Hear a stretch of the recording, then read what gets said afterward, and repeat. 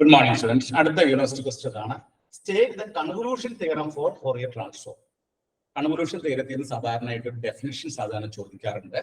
Definition ഇതാണ്. ഇത് April 2020 3 മാർക്കിന്റെ ക്വസ്റ്റ്യൻ ആയിട്ട് KTU ചോദിച്ചതാണ്. ഏപ്രിൽ 2020 3 മാർക്കിന്റെ ക്വസ്റ്റ്യൻ ആയിട്ട് KTU ചോദിച്ചത്. അപ്പോൾ ഇതിന്റെ ഡെഫിനിഷൻ എഴുതിയിരിക്കുക. ഡെഫിനിഷൻ പറയുന്നത് എങ്ങനെയാണ്?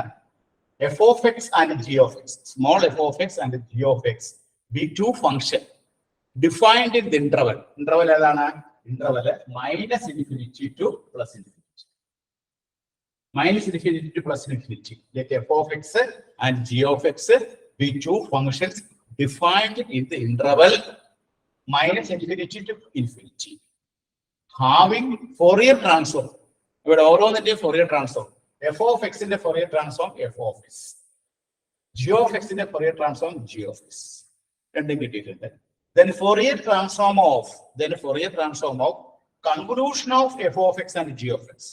Convolution of f of x and g of x is the product of Fourier transform.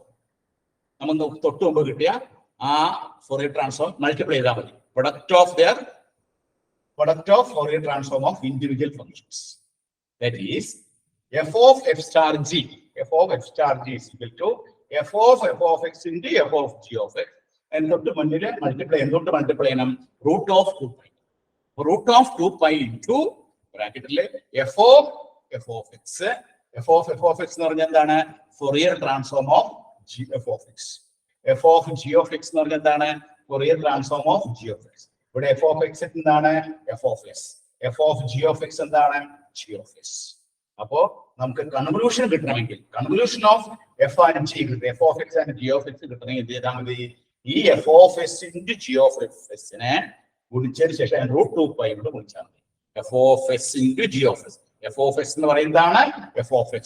Fourier transform of f of x. Fourier transform f of x represent ചെയ്യുന്നത് f of s ആണ്.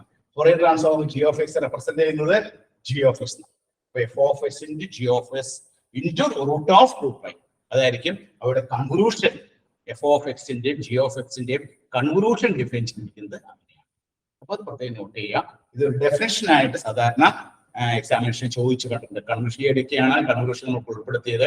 അപ്പൊ കൺവല്യൂഷന്റെ കേസിൽ definition ചോദിക്കാറുണ്ട്. Convolution of F and G.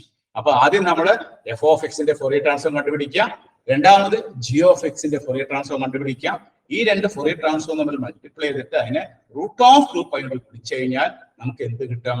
Fourier transform of F star G. അതിനെ നമ്മൾ പറയുന്നവരാണ് convolution of F and G. ഇത് April 2020 3 മാർക്കിന്റെ ക്വസ്റ്റ്യൻ ആയിട്ട് KTU ചോദിച്ചതാണ്. ഇപ്പൊ ഡെഫിനിഷൻ നിങ്ങൾ ബൈഹാർട്ട് ചെയ്ത് പഠിക്കുക. ബൈഹാർട്ട് ചെയ്ത് പഠിക്കാനില്ല, ഒന്നും പ്രത്യേകിച്ച് പഠിക്കാനില്ല. എഫ് ഓഫ് എക്സിന്റെ Fourier transform F of X ആണ്. ജി ഓഫ് എക്സിന്റെ Fourier transform G of X ആണ്. അപ്പൊ രണ്ട് Fourier ട്രാൻസ്ഫോം കിട്ടിയിട്ടുണ്ടെങ്കിൽ Fourier transform F star G എന്ന് പറഞ്ഞാൽ എന്തായിരിക്കും? Root of 2pi into F of X into F of G of X. F of G of X. F of X എന്ന് പറഞ്ഞാൽ എന്താണ്?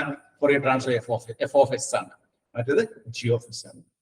അത് രണ്ട് മൾട്ടിപ്ലൈ ചെയ്തിട്ട് റൂട്ട് ഓഫ് 2pi ഗുണിച്ച് നമുക്ക് ആൻസർ കിട്ടും. അപ്പൊ ഈ ഡെഫിനിഷൻ ഒന്ന് ഓർത്തിരിക്കാം.